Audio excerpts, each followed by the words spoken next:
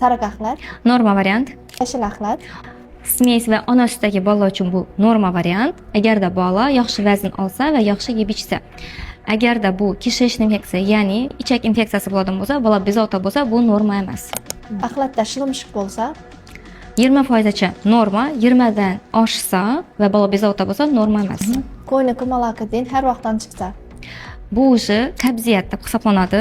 Glitserin ishlatganingiz gundasi chiqarib beradi, lekin muammoni hal etmaydi. Bu yerda ildizi bilan ishlash kerak, sifatli lecheniya olib davosini qilish kerak. og'zingizdan jirt-jirt chiqsa, Bu yerda o'zi stul spina deb aytiladi, ko'pikli axlat keladi.